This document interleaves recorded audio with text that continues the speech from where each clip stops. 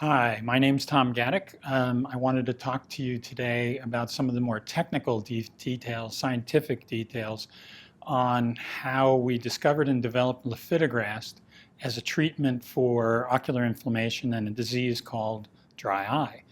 I have a PhD in chemistry, organic chemistry actually, from the University of California, Berkeley, and have worked in the biotech industry for about 30 years now. That's a shocking number.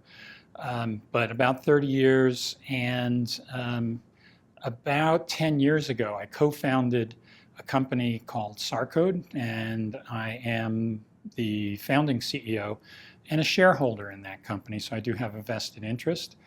The company is known as SARcode Corporation. That was the early phase that I was CEO of, and then it transitioned to SARcode Bioscience about the time it exited from clinical trials and sought to then develop the drug further and go for FDA approval. I'd like to talk to you today again about some of the more technical aspects of that discovery journey. At the time we began in about 2006, T-cell mediated inflammation was known to be linked to dry eye disease. And that was in a series of publications shown over time that there was at least an inflammatory component to the disease, if not a driver in the disease process. Numerous publications by 2006 had appeared in the literature. Particularly important was the work of the Dry Eye Workshop in that regard. And what was believed at that time was that there was a cycle of inflammation in the disease, and that started with some sort of an inflammatory stress on the ocular surface. That then activated T cells and other things, antigen-presenting cells, to then mature, migrate out of the ocular surface and into lymph nodes downstream, communicate with T cells in that location, activate those T cells via the formation of something called the Immunologic Synapse, and then overall cycle T cells out of the lymph node back into the ocular surface, where they would then be resident and sort of be on patrol looking for these stresses and respond in a manner that caused inflammation in response to inflammatory signals. One thing to keep in mind relative to the disease is we're not trying to stop the disease early and prevent the activation of antigen-presenting cells, APCs. No, that's already happened by the time the patient has shown up in the doctor's office complaining that that they have a symptom of dry eye that includes inflammation in the eye, sense of dryness, sense of scratchiness when they blink, and a number of other potential problems that they may be complaining about that leads to ocular discomfort. So that all of the T cell and antigen presenting cell process has happened already. The patients are in some sort of a steady state, which is overall inflammatory by the time they show up in the doctor's office. T cells also, besides appearing in the ocular surface, show up in periocular tissues. And the idea that we had in starting the company and going after dry eye as a target was to control the function of these T cells in patients in their ocular surface and their periocular tissue when they show up in a doctor's office. And we're proposing doing that by blocking the adhesion of T cells to the surface of the ocular surface, their ability to move out of blood cells, or move out of blood vessels, so extravasation out of the vasculature, their migration to a site of inflammation, so they're going to follow a gradient of inflammatory cytokines to the site of inflammation. And then we're going to try and prevent the formation of the immunological synapse, which allows T cells to communicate with each other, activating T cells for cytokine secretion. So blocking the activation of those T cells, and then we should be able to control the disease from our perspective prior to treating any patients. So coming back to where did we get the idea of going after T cells and LFA1 as targets in dry eye, and this was our view from about 2006 when we began SARcode, the company, but also began studies to bring forward Lifitegrast. In about 1999, Allergan presented data to the FDA that they very kindly deposited on the FDA's website as a PowerPoint presentation that they used in their presentation to the FDA when they were asking for approval in their so-called NDA review process. So NDA is a new drug application. And there were slides. There was a lot of data that was presented in slides that they put together. I think they had a package of 99 slides that they had on the FDA's website. That data and that PowerPoint presentation is still on the FDA's website. One of the nicer things is that in their data packages, they had tables of data, and you could go in and click on the actual values or any of their graphs and be pointed to the data, including their error bars. Very helpful in the analysis. Overall, they showed that, in fact, there was, from histology slides, they took patient samples, looked at it, and stained for the presence of T cells, for the presence of LFA. And they showed that both LFA and ICAM were present in these biopsy samples, and that in diseased versus normal patients, the level was higher if in the staining of these histological samples. But strangely enough, and they showed that, not strangely enough, they did show that treatment with Restasis for 6 months lowered the number of T cells in tissue and also in histological staining sections. But interestingly enough, at the end of the day, after they identified these markers of the inflammatory process underneath dry eye, they didn't go forward in trying to identify any molecules that might affect these markers more directly than Restasis itself.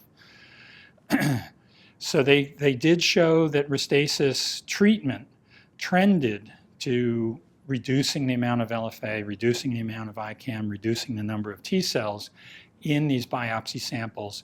But their data showed trends but did not reach statistical significance for a dose response in the reduction of LFA or ICAM or the number of T cells. So we asked ourselves, could we build an ICAM mimetic, have it then bind to LFA1 and block T cell function as a treatment for dry eye? We wanted to purpose build specifically a compound that would bind LFA. And we thought that trying to mimic the ICAM epitope was a good place to start. So we began this work earlier, and we knew that there was a structure of ICAM-1 and that if you did mutagenesis in ICAM-1, converting individual residues in the first domain of ICAM-1 to alanines, we could show that we had an effect on the binding. We built a model of ICAM-1 based on a generalized immunoglobulin domain homology. This was done by Len Presta. We made mutants in individual residues throughout the first domain of ICAM-1. This was done, again, by Len Presta and Sarah Bodery. And we showed that certain residues, when you converted them to alanine, affected the binding of ICAM-1 to LFA by about 10-fold or more. And we highlighted those and went in and looked at them. And surprisingly, rather than being related to a very linear short sequence within the sequence of ICAM-1, they spanned 3 or 4 strands that went up and down the protein structure.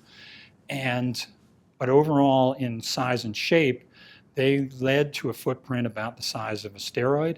And within that footprint, we felt pretty confident we could make a molecule that would be able to suspend in space the chemical functionality of the side chains of the residues that had been identified by alanine point mutagenesis. That's how we transferred the ICAM epitope onto a small molecule framework. So here shows a small molecule that's roughly the size of the epitope of ICAM-1 in its binding to LFA1. So that in itself was a pretty interesting success. We looked at the molecule Lifitegrast, or the class of molecules that mimicked the ICAM epitope, and we played a game which chemists, medicinal chemists, are accused of structure-activity relationships. We divided the molecule into 5 regions. Those 5 regions are shown here in red, blue, blue, green, green. And we dealt into each position slightly different chemical functionality and different chemical space and shape. And we looked at the effects on the binding to LFA1, the ability to block ICAM binding, but then also other properties that we would want in a treatment for dry eye, water solubility, the clearance of the compound from systemic circulation, which we did not want to achieve, and specificity for LFA1 over related receptors, MAC1 and a few others. And we looked at the combinations, we looked at the effects of individual substitutions within this framework. At the end of the day, we came back, and if we made 20 different substitutions at each of these 5 positions, 5 to the 20th is a very large molecule in the 100 billion range. I was too lazy to make 100 billion compounds, so we went with the presupposition that the best molecule at the end of the day would be represented by the best combination of each individual module within the molecule, combined them, and got to predictive properties where properties of the molecule itself are the sum of its parts. We then tried to build in desirable properties for an ophthalmic drug potentially given as a drop for the treatment of dry eye. We knew that we wanted high affinity for LFA-ICAM, or LFA1, mimicking ICAM, and we wanted, for scientific reasons, we wanted the compound to be a direct competitive antagonist of ICAM binding directly to the ICAM binding site on LFA1. That would lead to selectivity for LFA1. We then played with the molecule and built in high solubility on the order of 200 milligrams per milliliter, so roughly the solubility of sugar in water. We thought that would, after an eye drop was applied to the eye surface, that would give us properties that drove the molecule into the ocular tissue, not only the ocular surface, but the periocular tissue. We didn't want to overdo that process because what we wanted at the end of the day was also low exposure and rapid clearance, low exposure to and rapid clearance from the systemic circulation. So we didn't want drug building up in the total body. We wanted to have the effect on the eye where we desired it. We did not want to find out later that the drug was overall immunosuppressive to your entire body, and so in addition to treating your dry eye, you can go get a heart transplant. That turned out to be a problem, that excessive systemic circulation turned out to be a problem that was experienced with some of the antibodies that were developed against LFA1 for the treatment of some T-cell mediated diseases. And as I mentioned earlier, we wanted high water solubility to give us an osmotic gradient. And we wanted chemical stability in the compound so that we could achieve a shelf life as a commercial product, manufacture it, put it in a bottle, put it in a box, put it on the shelf at the pharmacy, and it would be able to stay there for 2 years. That's your expiration date on your bottle when you go get it at the pharmacy. So we were able to do that. At the end of the day, we had to ask the question of, we picked Lifitegrast on those properties. Is it the right molecule to treat dry eye? We thought so, but we had to ask the question. So we took it into some preclinical pharmacology analyses and looked at its ability to bind to LFA, block ICAM binding, but also bind to LFA on the surface of T cells in a tissue culture media and block the binding of ICAM-1. So in this experiment, ICAM-1, recombinant ICAM-1, is coated on the bottom of a tissue culture plate in the well, and we allow cells to settle down. A stable cell line, Jurkatz, which is a human stable T cell line, we allowed them to adhere to the ICAM in the presence of our compound, and we showed that we were able to block that adhesion with an IC50 of about 3 nanomolar. So this is then a multivalent, almost Velcro interaction of the T cell, LFA1, with a Velcro level of ICAM coated on the plate. Very, very high avidity of individual high affinity interactions. Compound is potent. We then looked in vivo, and in this case we had a model where we induced inflammation in the retina of a rat's eye by giving it chemically induced diabetes. And in this process, what would happen in the diabetic process was T cells would adhere in the microvasculature of the retina, and then they would start to induce inflammation and cause bad events downstream, ultimately resulting in loss of eyesight in the animals. This is an animal model of macular degeneration, diabetes-induced macular degeneration. So what we were able to do is give our compound as an ophthalmic drop every day for 3 months. We gave it 3 times a day, and we showed that we were able to induce a statistically significant reduction in inflammation in black. And the white bars represent the normal levels that you would expect to see, numbers of cells in the vasculature in response to generating the disease. So normally the cells would become adherent in the diabetic vasculature. Here we're blocking that, and the cells are able to keep moving through the vasculature. So we then said after T cells are then activated, they then secrete cytokines. So let's go in vitro and stimulate some T cells in tissue culture. We then took human T cells, these are primary cells, that were induced to be inflamed and secrete cytokines by introduction of staph enterotoxin B. And in this graph, or in this table of data, there are some blue columns. Those are columns of cytokines. Those cytokines in those columns, in fact, are cytokines that are known to be involved and expressed at high levels in T of patients that have dry eye disease. So they're linked to dry eye. And we're able to reduce most of them at a level of drug, 1 micromolar or so, that we can achieve in people when we administer drug. So what we also saw is if you crunch this data and look at it as a combination of a level of cytokine in tears versus the level of drug we can get to in tear when we administer it, you can get to an effective concentration of the drug or an effective potency of the drug. And we can then show that Lifitegrast, or SAR 1118, as its research name was known, is in fact more potent than cyclosporin against many of these cytokines. We then looked at the effect of ICAM-1 and the TCL receptor, TCR, in the formation of the immunological synapse. This is data from Jay Groves and his group at the University of California, Berkeley. And what they've done is they've made a situation where T cells, mouse T cells, are allowed to settle onto a microscope slide that's been coated with a layer of ICAM in a fluid membrane. Pretty sophisticated. And not only is the ICAM there, but it's in fact tagged with yellow fluorescent protein.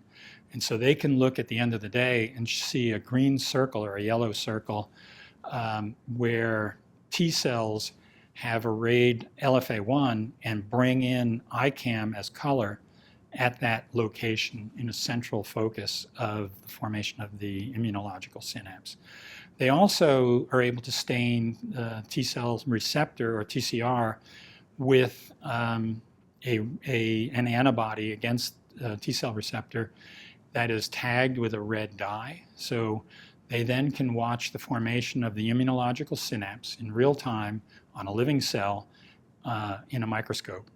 And if you just look at a cell in the microscope in the bright field at the left here, you just see sort of these wavy surface images of some waves on the surface of the membrane of the cells. But once you start to then look at it, look for the ICAM yellow fluorescent protein on the surface of the microscope slide, it's drawn in by binding to LFA1 and forms a circle. And dead smack in the middle of that circle is your T cell receptor. So at the end of the day, you end up with almost a bullseye and target ring. Groves and his group have looked at this over time and found that synapse formation at 37 degrees on a mouse lymphocyte takes about 15 minutes, and it comes together initially as a preformed cluster at the molecular level that then arrays into this much larger circle pattern. Very, very interesting, very cool to watch. We then took our compound and treated Lifitegrast, or treated cells in the immunological synapse formation assay in the microscope with Lifitegrast at increasing concentrations from 100 picomolar out to 1 millimolar. And we saw over time that the morphology of the T cells in the first row here changed. They stopped looking like T cells by about 1 micromolar in the bright field. We then looked at it by interference microscopy, the RICM image, when it's a very, very tight adhesion, as you have over here in the control. You can see very defined edges to the cell.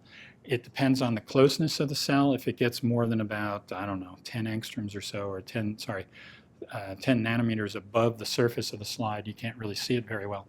But again, increasing concentrations of drug across here by about 100 nanomolar have really messed things up. Cells are harder to find, and their definition of their image is not clear at all. They're not rounded up. They're not down close to the glass surface where the ICAM is. Similarly, if you look at the yellow fluorescent protein image of ICAM-1, again shown here in black and white, it's just not fool your eye. You're more sensitive to green than others, so it's just converted to a black and white image.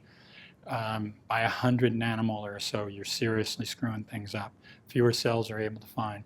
Similarly, T cell receptor, even surprisingly, T cell receptor is its binding and formation of the immunological synapse is severely impacted by about 100 nanomolar to 1 micromolar drug levels.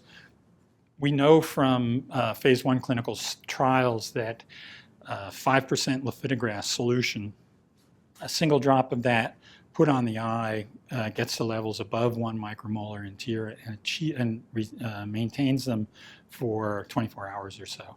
So it seems that we're having an effect that we would expect based on mimicking ICAM, binding to LFA1. We're blocking the binding of ICAM-1 clearly in the fluorescence study with the yellow fluorescent construct of ICAM-1. Interestingly, if you look at this over time, here we've picked out 6 cells that have formed the immunological synapse. They're adhered to the microscope surface, and then we administer, I believe it's 100 nanomolar Lifitegrast, as SAR 1118 was called at the time, and we watch it at 1 minute, 2 minute, 3 minutes. Okay, so if you look here and compare this to time 0, you see that the background on the slide is just generally brighter. That's because the ICAM's been released and has diffused away in 2 dimensions across the surface of that microscope slide. You see great disintegration, or largely at least 50% of the cells are gone here. So very, very quickly we're able to reverse a preformed large protein-protein interaction and disintegrate the preformed immunological surface. So the earlier slide showed that that Lifitegrast can prevent the formation of the immunological synapse. This data shows that Lifitegrast can disintegrate this pre-existing immunological synapse at concentrations that are sustained in human tear. after an administration of a single drop. And interestingly, LFA ICAM binding is reversible in real time. So that's, within the literature, it might be the first example of that, and was a controversial topic coming into the execution of this program as to whether a small molecule could inhibit a large protein-protein interaction. We then said, okay, let's go see if it works in an animal. So we took dogs, and we first did a quick safety study, and we showed that Lifitegrast, as administered as single drop and then multi-drop administrations and then multi-day administrations in dogs, was safe and well tolerated in normal dogs. And that went from a concentration up as high as 10% solution of Lifitegrast in PBS. We showed that in dogs that had dry eye, a naturally occurring disease in dogs, that tear production in those dogs, as measured by a Schirmer tear test, was increased in as little as 2 weeks, in contrast to cyclosporin, which in people takes up to 6 months to reach statistical significance. We were able to reach statistical significance in the production of tear volume, and as measured in the Schirmer tear test, in as little as 2 weeks, and maintain that out to 12 weeks. We also showed, we took biopsies from the animals, conjunctival biopsies before and after treatment, and showed that the number of T cells infiltrating the conjunctiva was reduced at week 12. We showed, and that's presented here as this table, and that's in published data that I gave the reference for.